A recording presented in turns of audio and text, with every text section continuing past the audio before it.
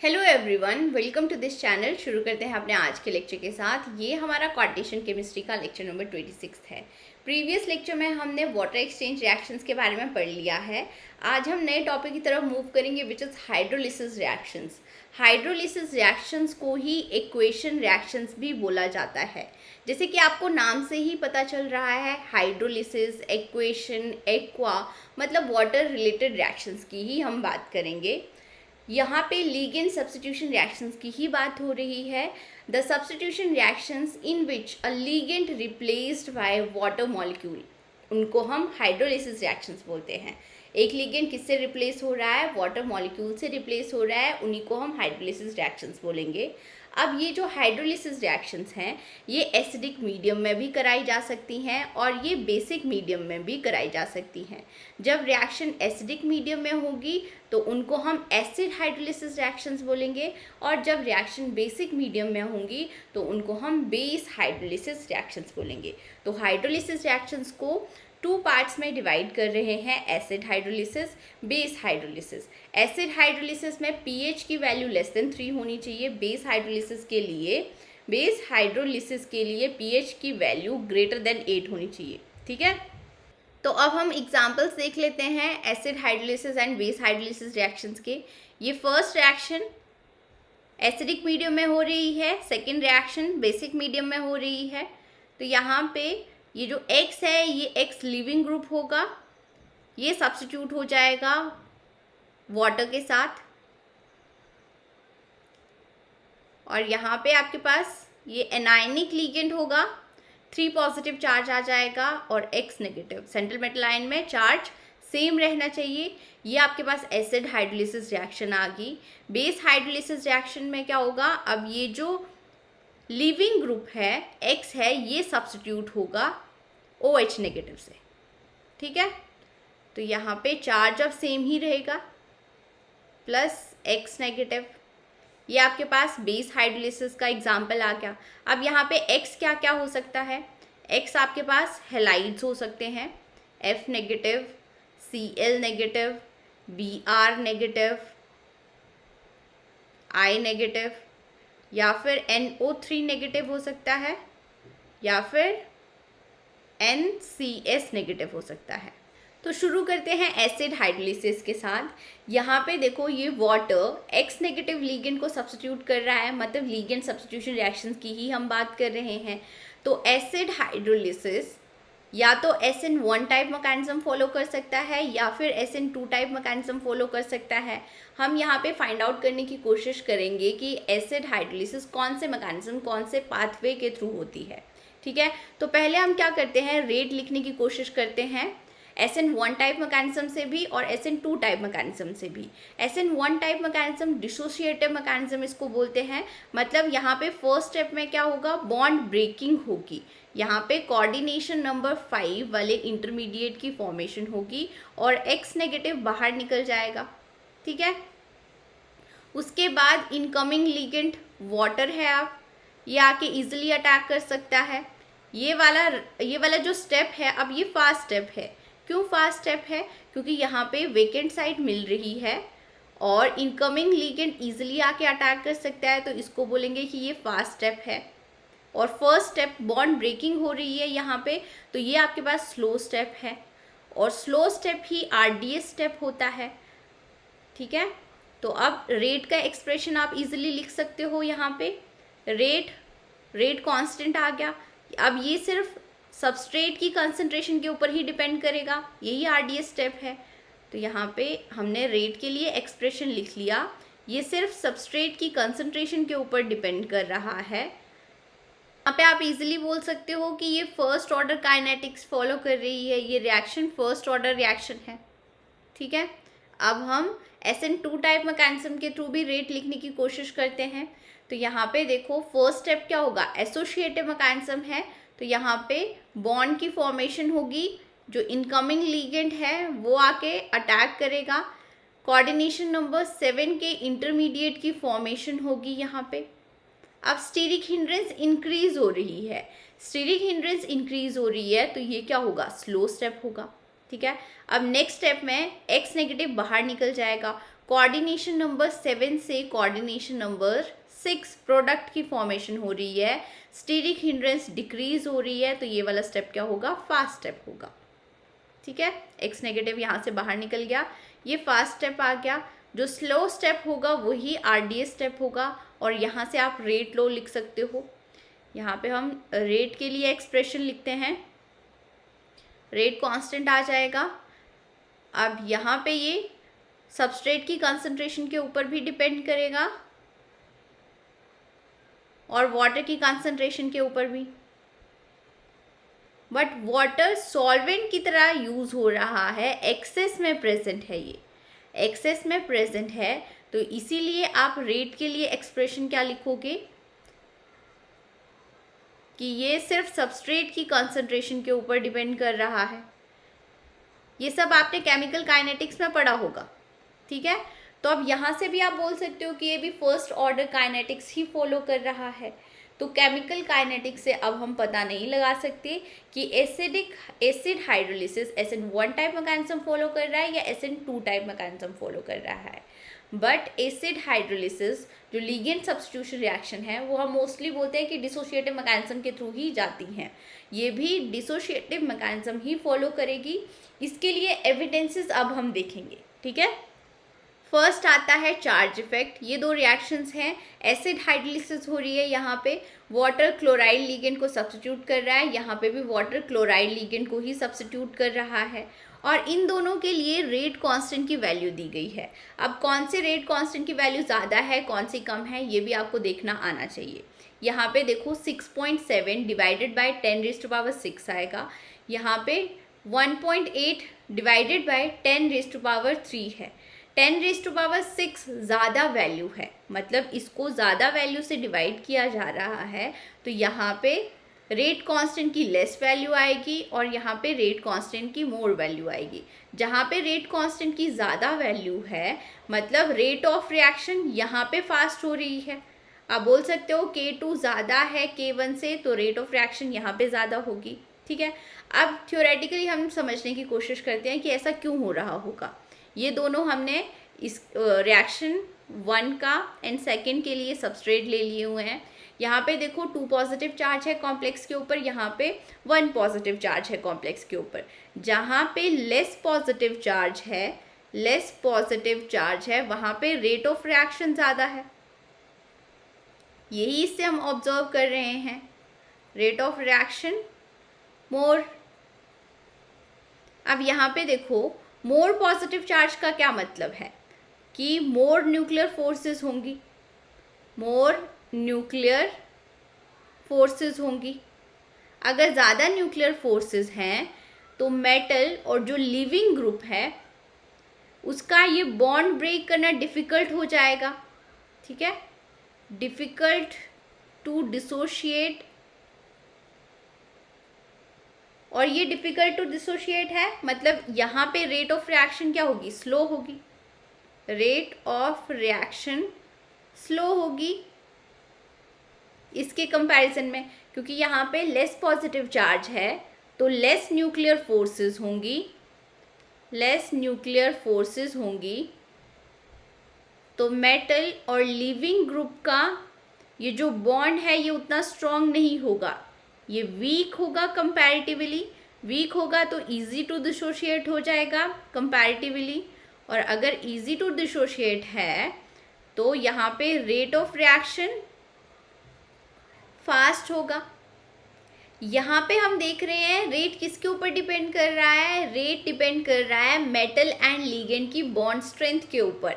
और ये कब पॉसिबल होगा, जब रिएक्शन फॉलो करे SN1 डिसोशिएटिव टाइप मैकेनिज्म, उसमें ही रेट डिपेंड करता है मेटल और लिविंग ग्रुप की बॉन्ड स्ट्रेंथ के ऊपर, क्योंकि जो रेट डिटरमाइनिंग स्टेप है वहाँ पे बॉन्ड ब्रेकिंग ही हो रही है। ठीक है, ये दूसरी तरफ से भी समझने की कोशिश करो। अगर हम यहाँ पे सोचे कि एसोसिएटिव मैकेनिज्म हो रहा है, ठीक है, लेट अस सपोज करते हैं कि एसोसिएटिव मैकेनिज्म के थ्रू रिएक्शन जा रही है, तो उसमें तो जहाँ पे मोर पॉजिटिव चार्ज होगा वहाँ पे लीगेंड ईजिली एसोशिएट हो जाएगा। लीगेंड जो इनकमिंग वाला लीगेंड है वो ईजिली एसोशिएट हो जाएगा। ठीक है, मतलब यहाँ पे देखो, यहाँ पे मोर पॉजिटिव चार्ज है तो यहाँ पे लिगेंड इजीली एसोशिएट होना चाहिए था। अगर एसोशिएटिव मैकेनिज्म के थ्रू जाता तो K1 K2 से ज़्यादा आना चाहिए था, पर ऐसा तो नहीं हो रहा है। ये एक्सपेरिमेंटली देखा गया है कि K1 की वैल्यू कम है K2 से। ये कब पॉसिबल है? जब रिएक्शन फॉलो करे डिसोशिएटिव पाथवे, जब रिएक्शन SN1 टाइप मैकेनिज्म के थ्रू जाए। ये एक एविडेंस है। अब हम सेकेंड एविडेंस की बात करते हैं, इफेक्ट ऑफ स्टीरिक हिंड्रेंस। यहाँ पे देखो ये भी दो रिएक्शंस है, एसिड हाइड्रोलिसिस हो रही है यहाँ पे भी। फर्स्ट रिएक्शन में देखो वाटर Cl नेगेटिव आयन को सब्स्टिट्यूट कर रहा है, होल कॉम्प्लेक्स के ऊपर 2 पॉजिटिव चार्ज आ रहा है। सेकेंड रिएक्शन में भी वाटर Cl नेगेटिव आयन को सब्स्टिट्यूट कर रहा है, प्रोडक्ट में होल कॉम्प्लेक्स के ऊपर 2 पॉजिटिव चार्ज आ रहा है, क्योंकि यहाँ पे जो सेंट्रल मेटल आयन है इसकी ऑक्सीडेशन स्टेट तो सेम ही रहनी चाहिए। और एक्सपेरिमेंटली ये पता है कि rate constant for first reaction कम होगा as compare to second reaction. अब थ्योरेटिकल ये हम समझने की कोशिश करते हैं। यहाँ पे देखो इन दोनों रिएक्शंस में हम सबस्ट्रेट में वेरिएशन देखते हैं कि कहाँ पे मिलेगी। सेंट्रल मेटल आयन की ऑक्सीडेशन स्टेट सेम है, होल कॉम्प्लेक्स के ऊपर चार्ज सेम है, और अगर हम यहाँ पे लीगेंड्स देखें तो लीगेंड्स वेरी कर रहे हैं। एक आपके पास आ रहा है इथिलीन डायअमाइन, एक आ रहा है प्रोपाइलीन डायअमाइन। इनके स्ट्रक्चर अब आपको पता होने चाहिए, क्योंकि स्ट्रक्चर्स को देखते ही आप पता लगा लोगे कि रेट क्यों ज़्यादा है यहाँ पे। ठीक है, प्रोपाइलीन डायअमाइन के केस में अब स्ट्रक्चर कुछ ऐसा होगा। ये यहाँ पे आप देखो मोर स्टीरिक हिंड्रेंस देखने को मिलेगी इस मिथाइल ग्रुप से, मोर स्टीरिक हिंड्रेंस, और रेट भी यहीं पे ज़्यादा है। अब रेट क्यों ज़्यादा हो सकता है यहाँ पे? जब रिएक्शन फॉलो करे SN1 type mechanism, dissociative mechanism अगर फॉलो होगा तो यहाँ पे मोर स्टीरिक हिंड्रेंस की वजह से मोर रिपल्शन होगी और लीगेंड इजीली ब्रेक हो जाएंगे। मेटल से लीगेंड, यहाँ पे बॉन्ड स्ट्रेंथ डिक्रीज हो जाएगी, लीगेंड इजीली डिसोशिएट हो जाएगा, इजी टू डिसोशिएट, इसीलिए यहाँ पे रेट फास्ट आएगा। ठीक है, इसके केस में अब लेस स्टीरिक हिंड्रेंस है तो रेट इसीलिए यहाँ पे कम हो गया। अगर हम मान के चलें कि रिएक्शन फॉलो कर रही है SN2 pathway, SN2 type pathway अगर फॉलो कर रही है तो उसके केस में लीगेंड की एसोसिएशन पहले होगी। लीगेंड कहाँ पे एसोशिएट करेगा? जहाँ पे लेस स्टीरिक हिंड्रेंस होगी, लेस स्टीरिक हिंड्रेंस होगी, क्योंकि जब 7th लीगेंड आएगा तो क्राउडिंग तो बढ़ेगी ना। ठीक है, मतलब रेट कहाँ पे ज़्यादा होना चाहिए था? यहाँ पे लेस स्टीरिक हिंड्रेंस है तो रेट K1 का ज़्यादा होना चाहिए था K2 से, ऐसा तो नहीं हो रहा है। तो ये भी अब एविडेंस आ गया कि एसिड हाइड्रोलिसिस हैं वो फॉलो करेगी डिसोशिएटिव पाथवे। नेक्स्ट आता है आपके पास effect of leaving group. Effect of leaving group में आप क्या देखोगे कि अगर मेटल और लीगेंड का जो लीविंग ग्रुप है उसका बॉन्ड स्ट्रॉन्ग होगा, यहाँ पे बॉन्ड स्ट्रॉन्ग होगा, तो ये बॉन्ड इजीली ब्रेक नहीं हो पाएगा, डिफ़िकल्ट टू डिसोशिएट है। और अगर reaction SN1 type mechanism follow कर रही है तो हम यहाँ पे बोल सकते हैं कि रेट स्लो होगा। यहाँ पे क्या होगा? रेट स्लो होगा। और मेटल और लीगेंड के बीच में जो लीव हो रहा है लीगेंड, इसके बीच में वीक बॉन्ड है, स्ट्रॉन्ग बॉन्ड नहीं है, तो ये इजीली डिसोशिएट हो जाएगा। मतलब यहाँ पे रेट फास्ट होगा। ठीक है, और रेट को कौन से पैरामीटर से मेजर करते हैं हम? रेट कांस्टेंट से। यहाँ पे रेट कांस्टेंट की वैल्यू लेस आएगी और यहाँ पे रेट कांस्टेंट की वैल्यू ज़्यादा आएगी। ठीक है, और जो मेटल एंड लीगेंड की बॉन्ड स्ट्रेंथ है ये किससे मेजर करी जाती है? ये थर्मोडायनेमिक प्रॉपर्टी है, इक्विलिब्रियम कांस्टेंट से हम मेजर करते हैं। अगर इक्विलिब्रियम कांस्टेंट की वैल्यू ज़्यादा होगी मतलब मेटल एंड लीगेंड टाइटली एक दूसरे के साथ जुड़े हुए होंगे, तो डिफ़िकल्ट टू डिसोशिएशन। मतलब यहाँ पे रेट स्लो होगा, ठीक है। और अगर ये वीक बॉन्ड है दैट मीन्स इक्विलिब्रियम कांस्टेंट की वैल्यू यहाँ पे कम होगी तो रेट फास्ट है।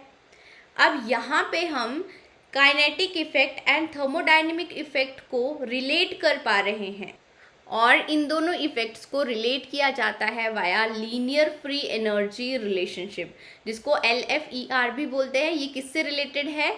ये बॉन्ड स्ट्रेंथ से रिलेटेड है। ये किससे रिलेटेड है? बॉन्ड स्ट्रेंथ से रिलेटेड है। अब जो इक्विलिब्रियम कांस्टेंट है एंड रेट कांस्टेंट का यहाँ पे लीनियर रिलेशनशिप देखने को मिलेगा। ये मैथमेटिकली भी हम देखेंगे काइनेटिक इक्वेशन से एंड थर्मोडायनेमिक इक्वेशन से। ये आपके पास अर्हीनियस इक्वेशन है, केमिकल काइनेटिक्स में आपने पढ़ी ही होगी। ये रेट कांस्टेंट है, प्री एक्सपोनेंशियल फैक्टर है, एक्टिवेशन एनर्जी है। ये आपके पास इक्विलिब्रियम कांस्टेंट है, चेंज इन एंथैल्पी है, चेंज इन एंट्रोपी है। यहाँ पे ये प्री एक्सपोनेंशियल फैक्टर एंड ये जो चेंज इन एंट्रोपी है, इन दोनों को नियरली कांस्टेंट माना जाता है। ये तो अब कांस्टेंट वैल्यू ही है। तो आप यहाँ पे देख सकते हो कि EA रिलेट करेगी डेल्टा H के साथ। यहाँ पे एक्टिवेशन एनर्जी किसके साथ रिलेट कर रही है? अगर इन दोनों इक्वेशंस को आप कंपेयर करोगे तो चेंज इन एंथैल्पी से रिलेट कर रही है। और यहाँ पे ये जो log ऑफ KA है और log of K equilibrium constant के बीच में लीनियर रिलेशनशिप देखने को मिलेगा। लीनियर रिलेशनशिप देखने को मिलेगा और ये रिलेशनशिप ग्राफ प्लॉट करके फाइंड आउट किया गया। Log of rate constant versus log of equilibrium constant के बीच में ग्राफ प्लॉट हुआ। ये कॉम्प्लेक्स है, एक्स को चेंज करके डिफरेंट कॉम्प्लेक्सेस के लिए रेट कांस्टेंट की वैल्यू फाइंड आउट करी गई, इक्विलिब्रियम कांस्टेंट की वैल्यू फाइंड आउट करी गई। एक्स यहाँ पे ये सारे लिगेंड्स हो सकते हैं और उसके बाद ग्राफ प्लॉट हुआ तो लीनियर रिलेशनशिप देखने को मिला। रेट कांस्टेंट की वैल्यू आप कैसे फाइंड आउट कर सकते हो? इस रिएक्शन से, एसिड हाइड्रोलिसिस रिएक्शन की हम बात कर रहे हैं, तो वाटर X नेगेटिव आयन को सब्स्टिट्यूट करेगा। जितनी जल्दी वाटर X नेगेटिव आयन को सब्स्टिट्यूट करेगा उतना ही रेट कांस्टेंट होगा। या फिर आप ऐसे बोल सकते हो कि जितना वीक ये वाला बॉन्ड होगा लिविंग ग्रुप और मेटल का, उतनी जल्दी ये वाला बॉन्ड डिसोशिएट हो जाएगा और उतनी ही रेट कांस्टेंट की वैल्यू होगी, ठीक है। इक्विलिब्रियम कांस्टेंट किसके ऊपर डिपेंड कर रहा है? बॉन्ड स्ट्रेंथ के ऊपर डिपेंड कर रहा है। ये X नेगेटिव एंड मेटल की बॉन्ड स्ट्रेंथ जितनी ज़्यादा होगी उतनी ही K की वैल्यू होगी, उतनी ही इक्विलिब्रियम कांस्टेंट की वैल्यू होगी। इस ग्राफ को आप कैसे समझ सकते हो? देखो यहाँ पे आपके पास ये मेटल है और I लिगेंड है, ये मान लो, बाकी सारे लिगेंड्स भी लगे हुए होंगे। यहाँ पे ये क्लोराइड लिगेंड है, यहाँ पे मेटल के साथ ये ब्रोमाइड लिगेंड है एंड फ्लोराइड लिगेंड है। अब जहाँ पे बॉन्ड ये बॉन्ड स्ट्रॉन्ग होगा, वो इजीली डिसोशिएट नहीं होगा, वहाँ पे रेट कांस्टेंट की वैल्यू लेस आएगी। रेट कांस्टेंट की वैल्यू क्या आएगी? यहाँ पे लेस आएगी और इक्विलिब्रियम कांस्टेंट की वैल्यू ज़्यादा आएगी, ठीक है। तो यहाँ पे देखो ये इक्विलिब्रियम कांस्टेंट की पॉजिटिव वैल्यूज इंक्रीज हो रही है, यहाँ पे रेट कांस्टेंट की नेगेटिव वैल्यूज है। मोर नेगेटिव वैल्यू मतलब लेस रेट कांस्टेंट होगा। अब डिफरेंट कॉम्प्लेक्सेस के लिए ये ग्राफ समझने की कोशिश करते हैं। यहाँ पे कोई भी दो कॉम्प्लेक्सेस ले लो, उनका कंपैरिजन हम करेंगे। CONH3 होल 5, यहाँ पे फ्लोराइड लिगेंड ले लेते हैं एक, और सेकेंड टाइम पे आयोडाइड लिगेंड ले लेते हैं और ग्राफ से कुछ इन्फॉर्मेशन गैदर करने की कोशिश करते हैं हम, ठीक है। तो फ्लोराइड आयन के लिए log ऑफ K की वैल्यू ज़्यादा आ रही है as compare to iodide ion वाले कॉम्प्लेक्स में। log K की वैल्यू ज़्यादा कब आ रही होगी? जब K ज़्यादा होगा, मतलब यहाँ पे इक्विलिब्रियम कांस्टेंट ज़्यादा होगा और यहाँ पे इक्विलिब्रियम कांस्टेंट लेस है। ये आप ग्राफ से ही देख सकते हो। और यहाँ पे देखो रेट कांस्टेंट की वैल्यूज देखते हैं आप इन दोनों के लिए। यहाँ पे मोर नेगेटिव वैल्यू आ रही है रेट कांस्टेंट की, मतलब लेस वैल्यू होगी रेट कांस्टेंट की, और यहाँ पे ज़्यादा वैल्यू होगी रेट कांस्टेंट की, ठीक है। तो अब हमें ग्राफ से क्या पता चल गया कि इसके केस में K इक्विलिब्रियम कांस्टेंट ज़्यादा आ रहा है और इसके केस में इक्विलिब्रियम कांस्टेंट कम आ रहा है। और साथ में हमें रेट कांस्टेंट के बारे में भी पता चल गया। रेट कांस्टेंट यहाँ पे लेस आ रहा है और यहाँ पे रेट कांस्टेंट ज़्यादा आ रहा है।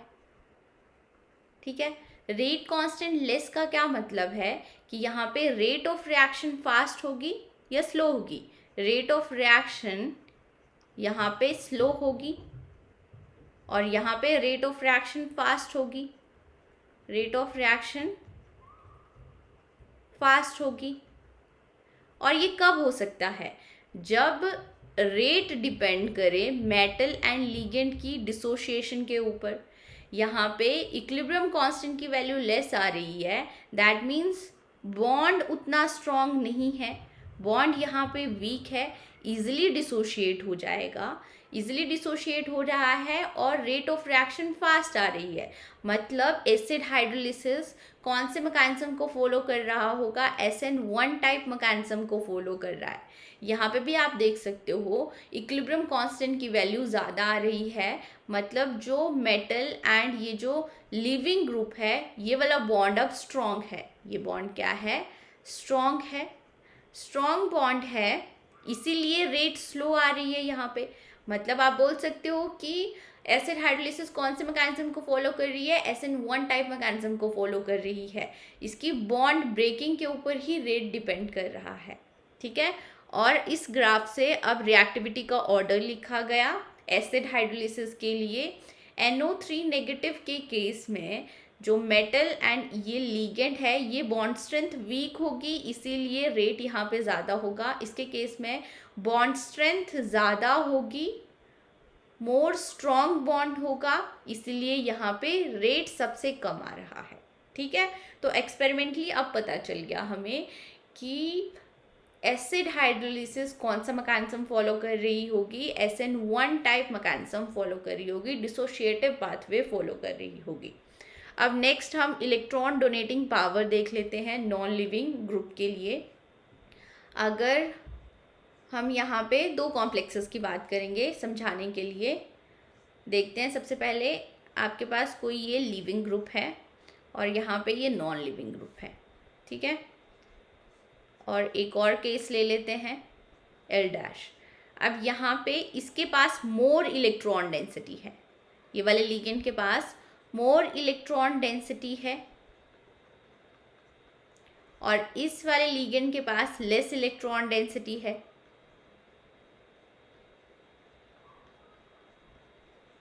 मतलब ये वाला लिगेंड अब ज़्यादा इलेक्ट्रॉन दे सकता है मेटल को, तो यहाँ पे क्या होगी? मोर इलेक्ट्रॉनिक रिपल्शन होगी, मोर इलेक्ट्रॉनिक रिपल्शन होगी। और मोर इलेक्ट्रॉनिक रिपल्शन की वजह से ये वाला बॉन्ड अब इजीली ब्रेक हो जाएगा, इजीली ब्रेक हो जाएगा। ठीक है, और यहाँ पे लेस इलेक्ट्रॉन डेंसिटी डोनेट करेगा लिगेंड, मतलब यहाँ पे लेस इलेक्ट्रॉनिक रिपल्शन होगी।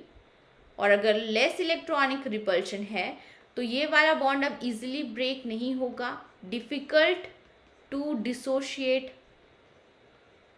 और हमने ये तो प्रूव कर दिया कि SN1 टाइप मैकेनिज्म फॉलो हो रहा है, तो यहाँ पे आप बोल सकते हो कि रेट कहाँ पे फास्ट होगा? जो बॉन्ड इजीली ब्रेक हो जाएगा वहाँ पे रेट फास्ट होगा, और जो बॉन्ड डिफ़िकल्ट टू ब्रेक होगा वहाँ पे रेट स्लो होगा। ये एक्सपेरिमेंटली भी हम चेक करेंगे, क्रॉस चेक करेंगे कि जो हम बोल रहे हैं वो सही बोल रहे हैं या कहीं गलत तो नहीं बोल रहे। ये क्वेश्चन है, देखो क्वेश्चन आपको ऐसे पूछा जा सकता है। अब डिफरेंट कॉम्प्लेक्सेस के लिए एसिड हाइड्रोलिसिस रिएक्शंस के लिए, कौन सी रिएक्शंस की बात कर रहे हैं हम? एसिड हाइड्रोलिसिस रिएक्शंस के लिए रेट का ऑर्डर हमें बताना है। तो यहाँ पे ये पिरिडीन दिया हुआ है, सब्स्टिट्यूटेड पिरिडीन की बात कर रहे हैं हम यहाँ पे। एक टाइम पे XH है तो हाइड्रोजन ही है, सेकेंड टाइम पे थर्ड पोजीशन पे CH3 लगा हुआ है, 1 2 3 पोजीशन आगे ये CH3। और थर्ड में क्या है? फोर्थ पोजीशन पे CH3 लगा हुआ है, ये हमने फोर्थ पोजीशन पे CH3 लगा दिया। और उसके बाद फोर्थ पोजीशन पे मिथॉक्सी ग्रुप लगा हुआ है। ठीक है, तो ये हमने मिथॉक्सी ग्रुप लगा दिया। अब जहाँ पे इलेक्ट्रॉन डेंसिटी ज़्यादा है ये प्लस आर इफेक्ट शो करेगा, ये plus I effect and plus H effect show करेगा। ये जीओसी में आपने पढ़ा ही होगा, ये सिर्फ प्लस आई इफेक्ट शो करेगा, यहाँ पे कोई भी इफेक्ट शो नहीं हो रहा है। तो मोर इलेक्ट्रॉन डेंसिटी कहाँ पे होगी, इस वाले लिगेंड के पास होगी मोर इलेक्ट्रॉन डेंसिटी, ठीक है। दैट मीन्स यहाँ पे ये लिगेंड जब होगा तो रेट फास्ट होगा, ठीक है। तो रेट का ऑर्डर आप इजीली लिख सकते हो। फोर्थ के केस में जब फोर्थ लिगेंड होगा तो रेट सबसे ज़्यादा होगा एसिड हाइड्रोलिसिस के केस में। देन आपके पास थर्ड लिगेंड आ जाएगा क्योंकि ये plus I and plus H effect show कर रहा है। देन आपके पास सेकेंड लिगेंड के केस में रेट आएगा और उसके बाद फर्स्ट, क्योंकि यहाँ पे कोई भी इलेक्ट्रॉन डोनेटिंग फैक्टर अप्लाई नहीं हो रहा है। तो रेट का ऑर्डर कुछ ऐसा आना चाहिए, SN1 टाइप मैकेनिज्म फॉलो हो रहा है तो, और यही रेट एक्सपेरिमेंटली देखा गया, ठीक है। तो यहाँ पे आप देख सकते हो पिरिडीन के केस में 1.1 आ रहा है, ये तो सबके सेम ही है तो यहाँ पे कंपैरिजन कर सकते हो आप। 4 मिथॉक्सी के केस में 1.5 आ रहा है, 4 मिथाइल के केस में 1.4 आ रहा है, 1.3 आ रहा है, 1.1 आ रहा है। यही ऑर्डर हमने लिखा है ना, मिथॉक्सी के केस में सबसे ज़्यादा, देन मिथाइल के केस में, फिर 3 मिथाइल के केस में, और फिर पिरिडिन के केस में। तो आप इजीली बोल सकते हो कि हमने जो एक्सप्लेनेशन करी वो करेक्ट है, SN1 टाइप मैकेनिज्म ही फॉलो हो रहा है, ठीक है। तो मोस्टली एसिड हाइड्रोलिसिस फॉलो कर रहा है डिसोशिएटिव मैकेनिज्म। अब रेट किस किस के ऊपर डिपेंड करेगा, रेट आप इजीली बोल सकते हो ये बॉन्ड स्ट्रेंथ के ऊपर डिपेंड करेगा, ठीक है। जितनी ज़्यादा बॉन्ड स्ट्रेंथ होगी उतना ही कम रेट होगा। और रेट यहाँ पे इंटरमीडिएट की स्टेबिलिटी के ऊपर भी डिपेंड करता है। जितनी ज़्यादा इंटरमीडिएट की स्टेबिलिटी होगी, मोर स्टेबिलिटी होगी, उतना ही रेट ज़्यादा होगा, क्योंकि सबस्ट्रेट से इंटरमीडिएट जाने की टेंडेंसी ज़्यादा हो जाएगी तो उतना ही रेट फास्ट होगा, ठीक है। तो अब हम ये वाला फैक्टर करेंगे और इसके अंडर ही ये वाला फैक्टर भी आएगा। यहाँ से क्वेश्चन आने के सबसे ज़्यादा चांसेस होते हैं, ठीक है। तो पहले तो हमने यही आइडेंटिफाई किया कि acid hydrolysis SN1 type mechanism follow कर रही है या SN2 टाइप मैकेनिज्म फॉलो कर रही है, और हमें पता चल गया SN1 टाइप मोस्टली बोल रही हूँ पर अब मैं, ठीक है, SN1 टाइप मैकेनिज्म ही फॉलो कर रही है। तो रेट ऑफ रिएक्शन आप इजीली लिख सकते हो, बॉन्ड स्ट्रेंथ के ऊपर डिपेंड करके रेट ऑफ रिएक्शन आप इजीली लिख सकते हो। अब हम स्टेबिलिटी ऑफ इंटरमीडिएट की बात करेंगे और वहाँ पे स्टीरियो केमिस्ट्री की भी बात करेंगे। तो क्वेश्चन कहाँ से आते हैं, इसी टॉपिक से सबसे ज़्यादा आते हैं। अब ये टॉपिक को पढ़ने से पहले थोड़ा सा बेसिक रिवाइज कर लेते हैं जो मैंने ऑलरेडी आपको कराया है। अगर रिएक्शन SN1 टाइप मैकेनिज्म के थ्रू जा रही है तो इंटरमीडिएट कौन सा मिलेगा, कोऑर्डिनेशन नंबर 5 वाला इंटरमीडिएट मिलेगा। और अगर कोऑर्डिनेशन नंबर 5 आ रहा है तो इसके केस में 2 टाइप्स की ज्योमेट्री आपको देखने को मिल सकती है इंटरमीडिएट की। मोस्टली मैंने आपको बताया था कि मोस्टली स्क्वायर पिरामिडल ज्योमेट्री ही देखने को मिलेगी, बट स्क्वायर पिरामिडल के साथ साथ ट्रायगोनल बायपिरामिडल ज्योमेट्री भी देखने को मिल सकती है। और अगर स्क्वायर पिरामिडल ज्योमेट्री आ रही है तो प्रोडक्ट में रिटेंशन होगी, कॉन्फ़िगरेशन में रिटेंशन देखने को मिलेगी।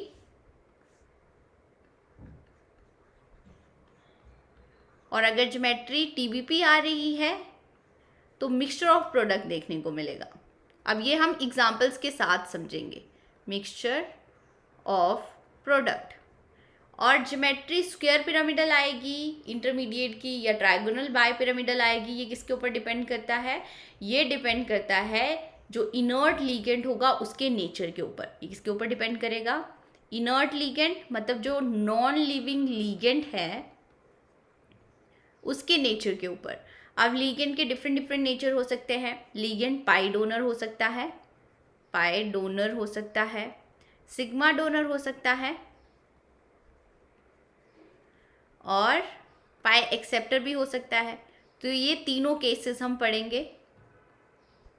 साथ में ये इंटरमीडिएट की ज्योमेट्री और किसके ऊपर डिपेंड करती है, और डिपेंड करती है इनर्ट लिगेंड एंड जो लिविंग ग्रुप है उसकी स्टीरियो केमिस्ट्री के ऊपर।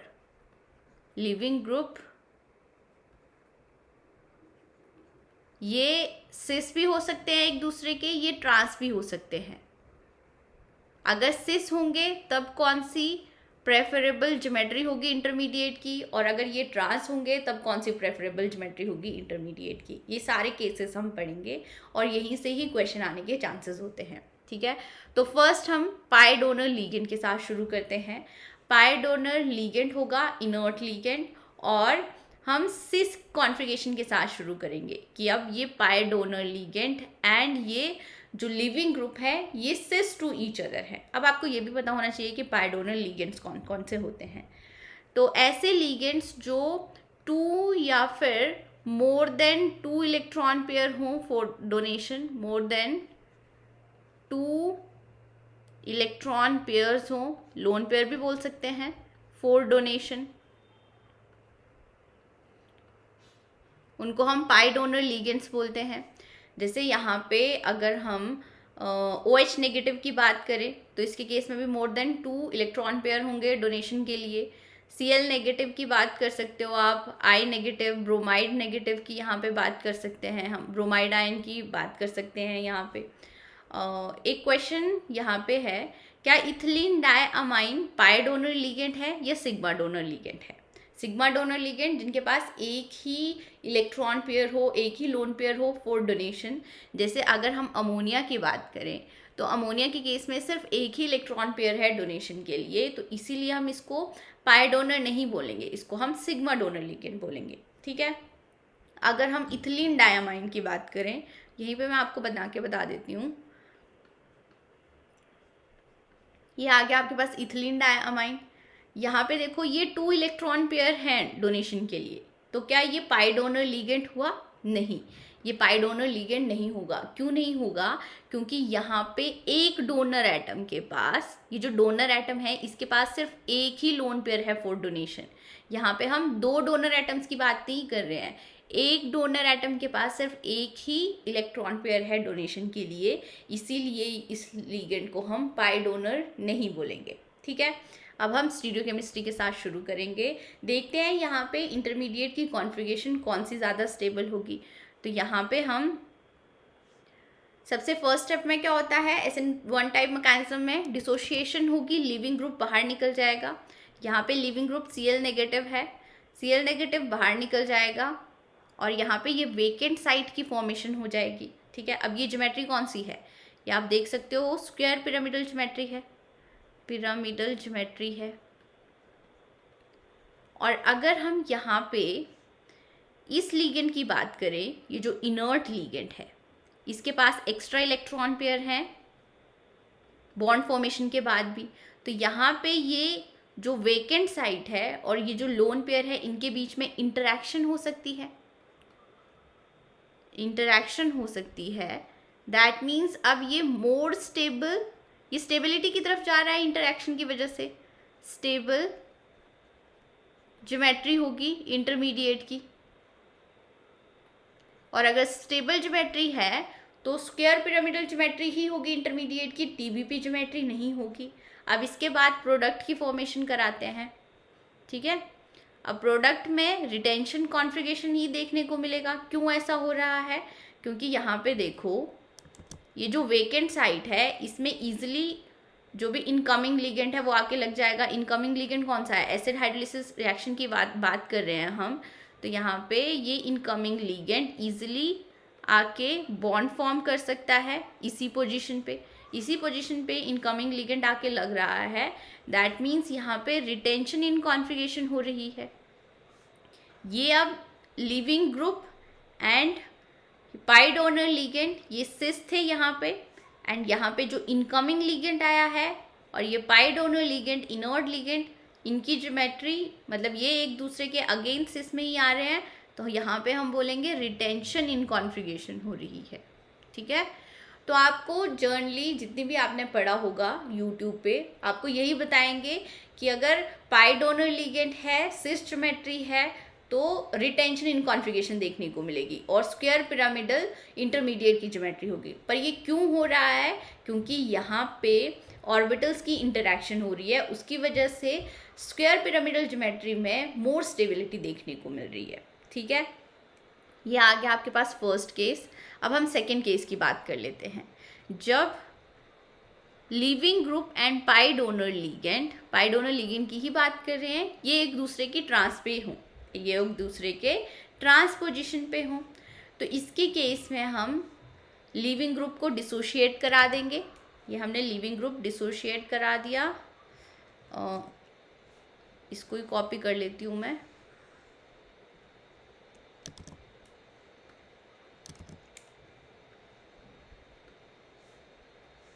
यहाँ पे लीविंग ग्रुप चला गया।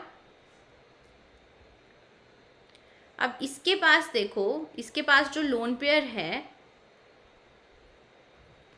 उसकी क्या इंटरेक्शन हो सकती है इसके साथ, वेकेंट ऑर्बिटल के साथ इंटरेक्शन आप देख सकते हो, करा सकते हो क्या? नहीं, इंटरेक्शन स्क्वायर पिरामिडल ज्योमेट्री में इंटरेक्शन पॉसिबल नहीं है। तो यहाँ पे क्या होगा, यहाँ पे इंटरमीडिएट की ज्योमेट्री स्क्वायर पिरामिडल से ट्रायगोनल बायपिरामिडल में चेंज हो जाएगी। ठीक है, यहाँ पे अब ये ज्योमेट्री चेंज होगी और चेंज होने के बाद आपको वेकेंट ऑर्बिटल में एंड लोन पेयर में इंटरेक्शन देखने को मिलेगी। OH है, अब ये यहाँ पे वेकेंट साइट हो सकती है। ठीक है, तो ये जो इसके लोन पेयर्स हैं और इनके बीच में इंटरेक्शन हो सकती है। अब मतलब TBP मोर स्टेबल है, TBP ज्योमेट्री यहाँ पे स्टेबिलिटी की तरफ जा रही है, मोर स्टेबल हो रही है। ठीक है, तो इसीलिए ट्रांस के केस में अब इंटरमीडिएट कौन सा मिलेगा, TBP ज्योमेट्री वाला इंटरमीडिएट देखने को मिलेगा। और उसके बाद यहाँ पे मिक्सचर ऑफ प्रोडक्ट मतलब सिस प्लस ट्रांस दोनों ही कॉन्फ़िगरेशन वाले प्रोडक्ट्स आपको देखने को मिलेंगे। ये क्यों हो रहा है ऐसा, ये भी मैं आपको समझाने की कोशिश करती हूँ। यहाँ पे देखो,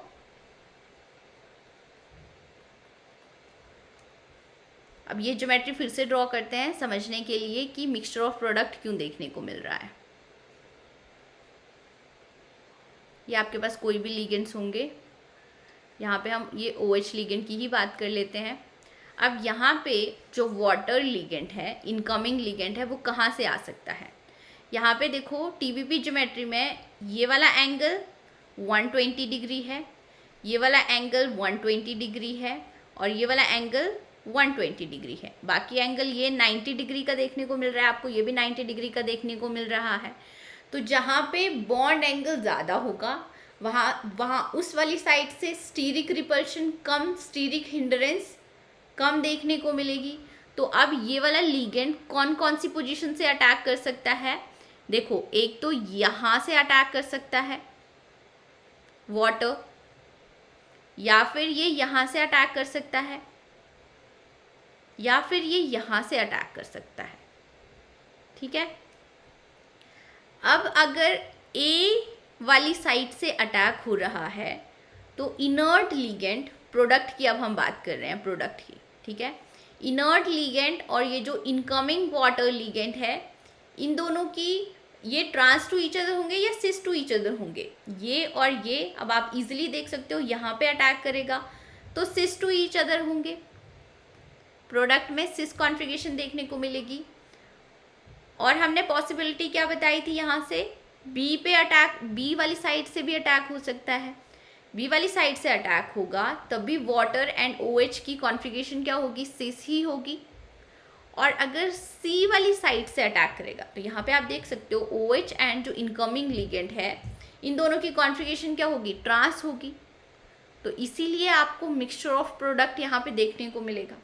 और यहाँ पे आप बोल सकते हो कि जो परसेंटेज सिस होगी प्रोडक्ट में, सिस कॉन्फ़िगरेशन वाले प्रोडक्ट की परसेंटेज मोस्टली, अगेन मैं आपको बोल रही हूँ कि ज़्यादा देखने को मिलेगी, पर सारे केसेस में ऐसा नहीं होता, वो केसेस भी हम लेंगे।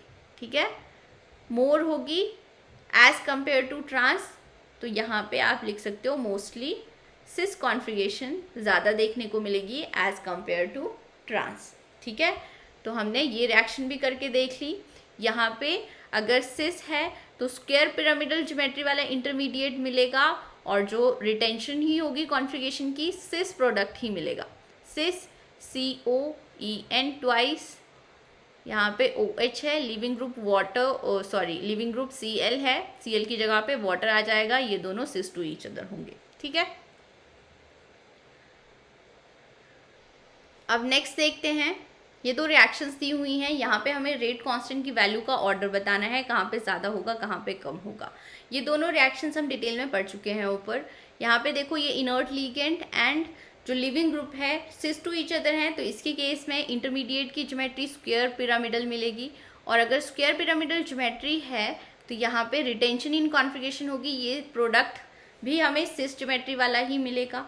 ठीक है, सेकेंड केस में ट्रांस आपके पास कॉम्प्लेक्स है, ये दोनों ligand trans to each other हैं, तो इसके केस में अब TBP ट्रायगोनल बायपिरामिडल ज्योमेट्री का इंटरमीडिएट ज़्यादा स्टेबल होता है, और यहाँ पे मिक्सचर ऑफ प्रोडक्ट्स देखने को मिलेंगे।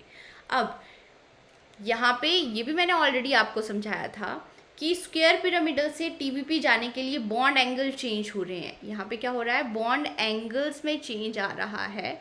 यहाँ पे देखो ये सबस्ट्रेट से इंटरमीडिएट की फॉर्मेशन अगर स्क्वायर पिरामिडल हो रही है, तो यहाँ पे ये जो लीगेंड्स हैं इनके बॉन्ड एंगल में आपको कोई चेंज देखने को नहीं मिल रहा है। बट अगर सबस्ट्रेट से TBP इंटरमीडिएट की फॉर्मेशन हो रही है तो बॉन्ड एंगल्स चेंज हो रहे हैं। अब 90 डिग्री के सारे बॉन्ड एंगल्स तो बचे नहीं, बॉन्ड एंगल्स चेंज करने के लिए अब एनर्जी रिक्वायर्ड होगी, एनर्जी रिक्वायर्ड होगी, दैट मीन्स इसका रेट कम होगा। जहाँ पे TBP ज्योमेट्री की फॉर्मेशन हो रही है उसका रेट कम होगा, तो आप बोल सकते हो रेट कांस्टेंट K1 के लिए ज़्यादा होगा एज कम्पेयर टू K2। तो क्रैम करने की कोई ज़रूरत नहीं है, समझ के करोगे इजीली आप सब कुछ याद रख सकते हो। अब नेक्स्ट टॉपिक आता है कि अगर इंटरमीडिएट TBP है, यहाँ से क्वेश्चन पूछे गए हैं 2-3 बार कि अगर इंटरमीडिएट TBP है तो percentage of cis and trans product क्या होगा। सिस की परसेंटेज ज़्यादा होगी या ट्रांस की परसेंटेज ज़्यादा होगी, यही हमें बताना है। ठीक है, तो आपको ये पता होना चाहिए कि TBP इंटरमीडिएट की फॉर्मेशन कब हो रही है, जब ट्रांस कॉम्प्लेक्स हो और inert ligand pi donor ligand हो, तो उसके केस में TBP मोर स्टेबल होता है। TBP ज्योमेट्री इंटरमीडिएट की ज़्यादा स्टेबल होगी, और अगर ये ज़्यादा स्टेबल है तो इसके केस में सिस आइसोमर की परसेंटेज ज़्यादा देखने को मिलेगी। ये ऑलरेडी मैंने आपको समझा दिया है। ये इसकी स्टेबिलिटी क्या होनी चाहिए, ज़्यादा स्टेबिलिटी होनी चाहिए। TBP की स्टेबिलिटी के ऊपर डिपेंड कर रहा है कि कौन से आइसोमर की परसेंटेज ज़्यादा हो सकती है। अब इसको अच्छे से समझने की कोशिश करना कि अब ज़रूरी नहीं है कि ये ज़्यादा स्टेबल ही हो। TBP इंटरमीडिएट जो है, TBP ज्योमेट्री वाला इंटरमीडिएट ज़्यादा स्टेबल हो ये ज़रूरी नहीं है। थोड़ा बहुत आपको स्क्वायर पिरामिडल ज्योमेट्री वाला इंटरमीडिएट भी मिल सकता है, तो यहाँ से जो प्रोडक्ट की फॉर्मेशन होगी वहाँ पे रिटेंशन होगी। ठीक है, और यहाँ से जो प्रोडक्ट की फॉर्मेशन होगी वहाँ पे मिक्सचर ऑफ प्रोडक्ट देखने को मिलेगा।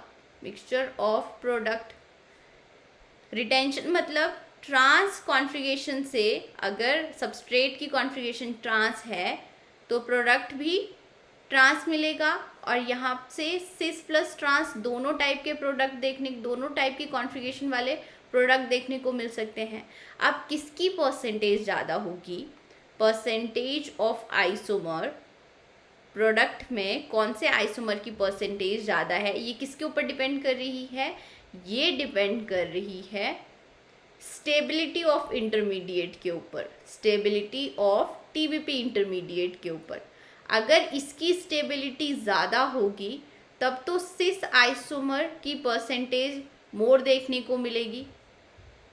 ठीक है, और अगर इसकी स्टेबिलिटी लेस है, अगर TBP इंटरमीडिएट की स्टेबिलिटी कंपैरेटिवली उतनी ज़्यादा नहीं है, तो इसके केस में ट्रांस आइसोमर, या फिर आप ऐसे लिख सकते हो, इसको ऐसे मत लिखो ट्रांस आइसोमर ज़्यादा होगा, इसको आप ऐसे लिख सकते हो कि percentage of cis isomer decrease होती जाएगी। क्वेश्चन यहीं से ही पूछे गए हैं। आपके पास 4-5 रिएक्शंस दी हुई होंगी, कॉम्प्लेक्सेस डिफरेंट दिए हुए होंगे, और पूछा जाएगा कि सिस कॉन्फ़िगरेशन वाले प्रोडक्ट की परसेंटेज कहाँ पे ज़्यादा होगी और कहाँ पे कम होगी। ठीक है, अब हम ये दो रिएक्शन से समझने की कोशिश करते हैं। यहाँ पे ये ट्रांस कॉम्प्लेक्स ही है और यहाँ पे जो इनर्ट लीगेंड है वो पाई डोनर लीगेंड है। इसके केस में भी लिविंग ग्रुप भी सेम है, इनर्ट लीगेंड भी सेम है, but pi donor he inert ligand है। तो यहाँ पे टीवीपी इंटरमीडिएट की फॉर्मेशन हो सकती है, मतलब यहाँ पे मिक्सचर ऑफ प्रोडक्ट मिलेगा। यहाँ पे सिस प्लस ट्रांस दोनों ही कॉन्फ़िगरेशन वाला प्रोडक्ट मिलेगा। प्रोडक्ट अब आप इजीली लिख सकते हो, यहाँ पे भी सिस प्लस ट्रांस दोनों ही आइसोमर्स मिलेंगे।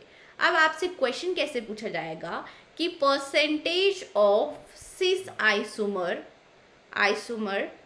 ज़्यादा कहाँ पे होगी, मोर कहाँ पे होगी, ये क्वेश्चन पूछा जाएगा। ठीक है, तो ये अब हम इंटरमीडिएट की स्टेबिलिटी के ऊपर डिपेंड करेगा। यहाँ पे देखो, यहाँ पे जो एक्स्ट्रा इलेक्ट्रॉन्स प्रेजेंट होंगे वो 2p ऑर्बिटल्स में प्रेजेंट होंगे। यहाँ पे एक्स्ट्रा इलेक्ट्रॉन्स जो प्रेजेंट होंगे 3p ऑर्बिटल्स में प्रेजेंट होंगे। यहाँ पे आपको क्या ध्यान में रखना है कि ये जो 2p ऑर्बिटल्स हैं ये गुड ओवरलैप करते हैं वैकेंट साइड के साथ, ये अच्छे से ओवरलैप करेंगे as compare to 3p orbitals. यहाँ पे ओवरलैपिंग पुअर होगी। पुअर ओवरलैपिंग का क्या मतलब है कि स्टेबिलिटी लेस हो जाएगी अब इंटरमीडिएट की। ठीक है, और अगर स्टेबिलिटी लेस हो रही है इंटरमीडिएट की तो आप बोल सकते हो परसेंटेज ऑफ सिस आइसोमर भी यहाँ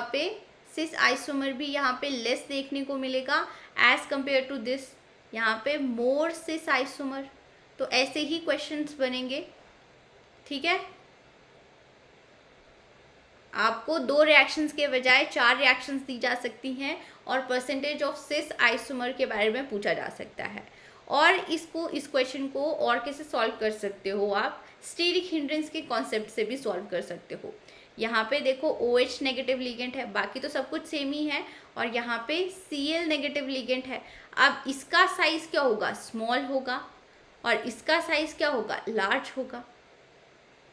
लार्ज साइज का क्या मतलब है, यहाँ पे अब सिस वाली तरफ से जो इनकमिंग लिगेंड आएगा वाटर अटैक करेगा या यहाँ से या फिर यहाँ से, वो लेस फेवरेबल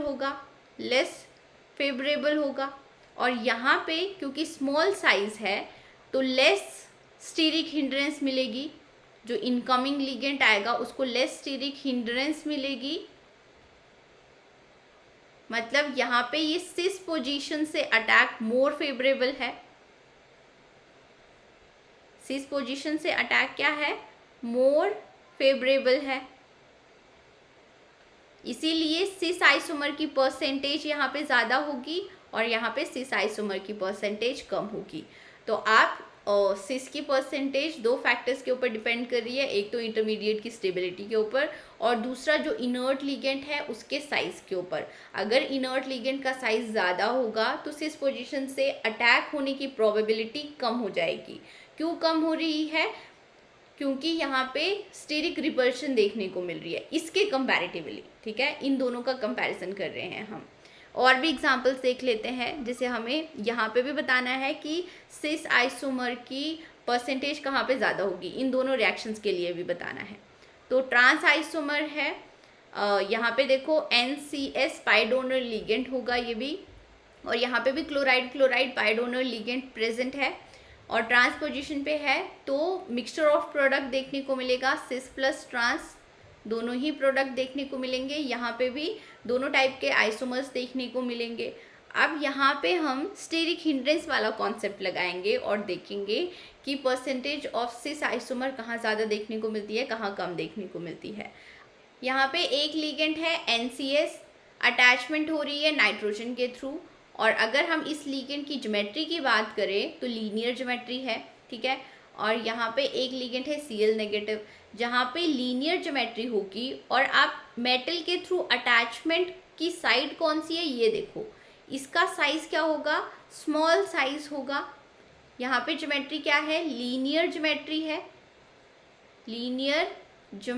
है, और जो मेटल के साथ अटैच हो रहा है डोनर एटम है वो स्मॉल साइज का है। तो यहाँ पे लेस स्टीरिक हिंड्रेंस देखने को मिलेगी, लेस स्टीरिक हिंड्रेंस देखने को मिलेगी for incoming ligand, for incoming ligand as compare to chloride ion, क्योंकि इसका साइज ज़्यादा होगा। ठीक है, तो यहाँ पे अब इस बात से कंफ्यूज मत होना कि सल्फर प्रेजेंट है तो इसका साइज तो ज़्यादा होगा, कहाँ से अटैचमेंट हो रही है वो देखो, उसका साइज देखो, और अगर ज्योमेट्री लीनियर ज्योमेट्री है तो इन दोनों का कंपैरिजन करेंगे तो मोर स्टेरिक हिंड्रेंस कहाँ पे देखने को मिलेगी, क्लोराइड आयन के केस में जो इनकमिंग लीगेंट होगा सिस पोजीशन से, वो मोर स्टेरिक हिंड्रेंस फील करेगा as compare to SCN negative ligand. यहाँ पे ये इजीली अटैक हो सकता है वाटर लिगेंड का, एसिड हाइड्रोलिसिस रिएक्शंस की ही हम बात कर रहे हैं, ये इजीली आ सकता है, यहाँ पे अटैक कर सकता है। ठीक है, दैट मीन्स यहाँ पे सिस आइसोमर ज़्यादा होगा, सिस आइसोमर की परसेंटेज यहाँ पे ज़्यादा होगी। ठीक है, एक्सपेरिमेंटली जो डाटा है आपकी रेफरेंस बुक है उसका चार्ट भी मैं आपको दे दूंगी, वहाँ से भी आप इजीली कंपेयर कर पाओगे कि सिस आइसोमर की परसेंटेज कहाँ पे ज़्यादा होगी कहाँ पे कम होगी। ठीक है, तो ये हमने पाई डोनर लिगेंड्स के बारे में पढ़ लिया। अब नेक्स्ट हम ये रिएक्शन देख रहे हैं, इसके केस में हमें रेट कांस्टेंट की वैल्यू बतानी है, कहाँ पे ज़्यादा होगी कहाँ पे कम होगी। सिस आइसोमर है, पाई डोनर लिगेंड्स हैं, तो इसके केस में स्क्वायर पिरामिडल इंटरमीडिएट ही मिलेगा, क्योंकि ऑर्बिटल्स की ओवरलैप की वजह से ये वाला इंटरमीडिएट जो है वो मोर स्टेबल है सिस पोजीशन पे। अब यहाँ पे रिटेंशन इन कॉन्फ़िगरेशन होगी, मतलब एसिड हाइड्रोलिसिस रिएक्शन होने के बाद सिस सब्सट्रेट की ही फॉर्मेशन होगी, यहाँ पे वाटर आ जाएगा 3 पॉजिटिव, और यहाँ पे भी सिस कॉन्फ़िगरेशन वाले प्रोडक्ट की ही फॉर्मेशन होगी। ठीक है, अब यहाँ पे हमें बताना है कि कहाँ पे रेट फास्ट होगा कहाँ पे रेट स्लो होगा, तो ये कैसे बताएंगे। यहाँ पे भी हम ओवरलैपिंग वाला केस देखेंगे। तो देखो ये चला गया, ये लिगेंड डिसोशिएट हो गया, यहाँ पे वेकेंट साइट आ गई, यहाँ पे भी वेकेंट साइट आ गई। अब यहाँ पे ये 2p ऑर्बिटल्स में एक्स्ट्रा इलेक्ट्रॉन प्रेजेंट है, यहाँ पे भी 3p ऑर्बिटल्स में एक्स्ट्रा इलेक्ट्रॉन प्रेजेंट है। तो मैंने क्या बताया था कि 2p ऑर्बिटल्स अच्छी ओवरलैप करते हैं, गुड ओवरलैप करते हैं as compare to 3p orbitals. यहाँ पे पुअर ओवरलैप होगी, और जहाँ पे पुअर ओवरलैप होगी वहाँ पे इंटरमीडिएट की स्टेबिलिटी लेस होगी, less stable square pyramidal intermediate की ही बात कर रहे हैं हम, इंटरमीडिएट। और जहाँ पे लेस स्टेबल इंटरमीडिएट है मतलब रेट ऑफ रिएक्शन यहाँ पे स्लो होगा as compare to this reaction यहाँ पे स्लो होगा। ठीक है, तो समझ के आप कर सकते हो, इजीली क्वेश्चन सॉल्व कर सकते हो। यहाँ पे रेट फास्ट होगा तो आप इजीली बोल सकते हो कि रेट कांस्टेंट की वैल्यू फॉर फर्स्ट रिएक्शन ज़्यादा होगी as compare to rate constant की वैल्यू फॉर सेकेंड रिएक्शन। ठीक है, अब नेक्स्ट हम सिग्मा डोनर लिगेंड की बात करेंगे। पाई डोनर लिगेंड के बारे में जो भी इंफॉर्मेशन थी वो मैंने आपको बता दी। अब हम सिग्मा डोनर लिगेंड की बात करते हैं। यहाँ पे देखो ये जो इनर्ट लिगेंड है वो अमोनिया है, सिग्मा डोनर है। तो ठीक है, इसके केस में अगर हम इंटरमीडिएट ड्रॉ करें तो यहाँ पे देखो फर्स्ट स्टेप में लिगेंड डिसोशिएट हो जाएगा, यहाँ पे वेकेंट साइट मिल जाएगी। ठीक है, वेकेंट साइट मिल रही है। अब अमोनिया के पास जो एक लोन पेयर था वो तो बॉन्ड फॉर्मेशन में यूज हो गया और कोई एक्स्ट्रा इलेक्ट्रॉन पेयर प्रेजेंट नहीं है, मतलब यहाँ पे स्टेबिलिटी के लिए और कोई फैक्टर जो है वो नहीं आ रहा है। ठीक है, अब स्क्वायर पिरामिडल ज्योमेट्री से अगर हम टीबीपी ज्योमेट्री की बात करें तो टीबीपी ज्योमेट्री के लिए बॉन्ड एंगल चेंज होंगे, बॉन्ड एंगल्स यहाँ पे चेंज होंगे, जिसके लिए एनर्जी रिक्वायर्ड होगी। बट यहाँ पे देखो टीबीपी ज्योमेट्री की स्टेबिलिटी के लिए भी कोई एक्स्ट्रा फैक्टर अप्लाई नहीं हो रहा है। पाई डोनर लिगेंड्स के केस में तो टीबीपी ज्योमेट्री की स्टेबलाइजेशन ऑर्बिटल्स की इंटरैक्शन की वजह से हो रही है, पर यहाँ पे तो कोई एक्स्ट्रा फैक्टर है नहीं जो टीबीपी ज्योमेट्री को स्टेबल करेगा। तो अब ये टीबीपी ज्योमेट्री में क्यों जाना चाहेगा? नहीं जाना चाहेगा। तो सिग्मा डोनर लिगेंड के केस में भी अगर इनर्ट लिगेंड सिग्मा डोनर है तो उसके केस में भी इंटरमीडिएट की ज्योमेट्री आपको स्क्वायर पिरामिडल ही देखने को मिलेगी, और अगर स्क्वायर पिरामिडल ज्योमेट्री है तो यहाँ पे रिटेंशन इन कॉन्फ़िगरेशन होगी। यहाँ पे वाटर जो इनकमिंग लिगेंड है वो उसी साइड से इजीली अटैक कर सकता है जहाँ से लिविंग ग्रुप गया है, इसीलिए रिटेंशन इन कॉन्फ़िगरेशन होगी। ठीक है, अब हम नेक्स्ट रिएक्शन ले लेते हैं। यहाँ पे ट्रांस मॉलिक्यूल दिया हुआ है, ट्रांस कॉम्प्लेक्स की बात कर रहे हैं, और ये सिग्मा डोनर लिगेंड है। ठीक है, इसके केस में अब जो इंटरमीडिएट है उसकी ज्योमेट्री स्क्वायर पिरामिडल ही देखने को मिलेगी। क्यों स्क्वायर पिरामिडल देखने को मिल रही है? क्योंकि यहाँ पे भी टीबीपी ज्योमेट्री के लिए, इसकी स्टेबलाइजेशन के लिए ऑर्बिटल्स की ओवरलैप या इंटरैक्शन नहीं होगी टीबीपी ज्योमेट्री में, क्योंकि एक्स्ट्रा इलेक्ट्रॉन पेयर प्रेजेंट ही नहीं है सिग्मा डोनर लिगेंड के केस में, इसीलिए टीबीपी में तो जाना नहीं चाहेगा एक्स्ट्रा एनर्जी खर्च करके। तो सिग्मा डोनर लिगेंड के केस में चाहे सिस कॉम्प्लेक्स हो चाहे ट्रांस कॉम्प्लेक्स हो, आपको इंटरमीडिएट की ज्योमेट्री स्क्वायर पिरामिडल ही देखने को मिलेगी। स्क्वायर पिरामिडल ज्योमेट्री मतलब रिटेंशन इन कॉन्फ़िगरेशन ही होगी। ठीक है, तो ट्रांस से ट्रांस प्रोडक्ट की ही फॉर्मेशन होगी। अब हम नेक्स्ट यहाँ पे ये दो रिएक्शंस ले लेते हैं। इन दोनों रिएक्शंस के लिए रेट कांस्टेंट कहाँ पे ज़्यादा मिलेगा, कहाँ पे कम मिलेगा, ये हमें बताना है। तो यहाँ पे देखो, ये सिस कॉम्प्लेक्स है, दोनों ही सिस कॉम्प्लेक्स है। ये सिग्मा डोनर लिगेंड है और अब ये पाई डोनर लिगेंड है। ठीक है, दोनों के केस में ही स्क्वायर पिरामिडल ज्योमेट्री के इंटरमीडिएट की फॉर्मेशन होगी।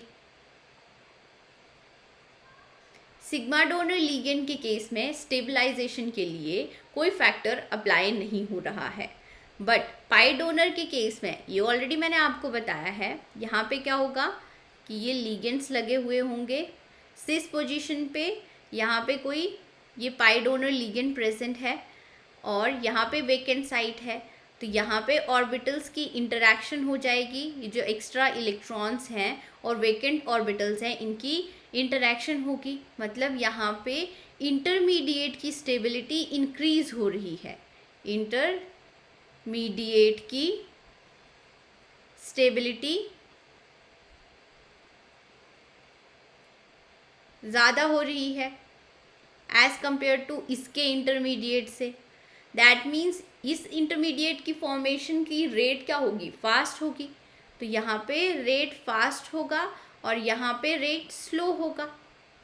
ठीक है, तो आप बोल सकते हो K1 लेस देन होगा K2 से। अब कुछ भी आपको क्रैम करने की ज़रूरत नहीं है, बस ऑर्बिटल्स की इंटरैक्शन कहाँ पे हो रही है वो देखो। जहाँ पे ऑर्बिटल्स की इंटरैक्शन हो रही होगी वही इंटरमीडिएट स्टेबल इंटरमीडिएट होगा, और स्टेबिलिटी इंक्रीज होने पे रेट ऑफ रिएक्शन भी इंक्रीज होता है, यही हम देख रहे हैं।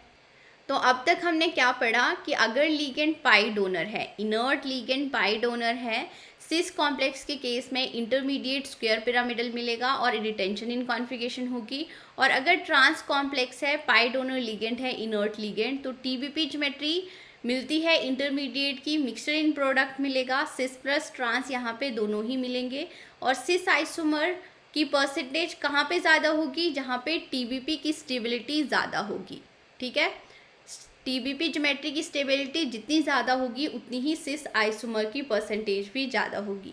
नेक्स्ट हमने पढ़ा सिग्मा डोनर लिगेंड है अगर इनर्ट लिगेंड, तो सिस कॉम्प्लेक्स में स्क्वायर पिरामिडल ज्योमेट्री के इंटरमीडिएट की ही फॉर्मेशन होगी, यहाँ पे रिटेंशन होगी, और ट्रांस कॉम्प्लेक्स में भी स्क्वायर पिरामिडल ज्योमेट्री की ही फॉर्मेशन होगी और रिटेंशन इन कॉन्फ़िगरेशन ही देखने को मिलेगी। नेक्स्ट लेक्चर में हम पाई एक्सेप्टर लिगेंड्स की बात करेंगे, जो थोड़ा सा टॉपिक होगा, 10 मिनट में कवर हो जाएगा। उसके बाद बेस हाइड्रोलिसिस के साथ हम शुरू करेंगे। इस लेक्चर को मैं यहीं पे फिनिश कर रही हूँ। आई होप आपको लेक्चर अच्छा लगा हो। Do share, subscribe and like my channel. Thank you guys.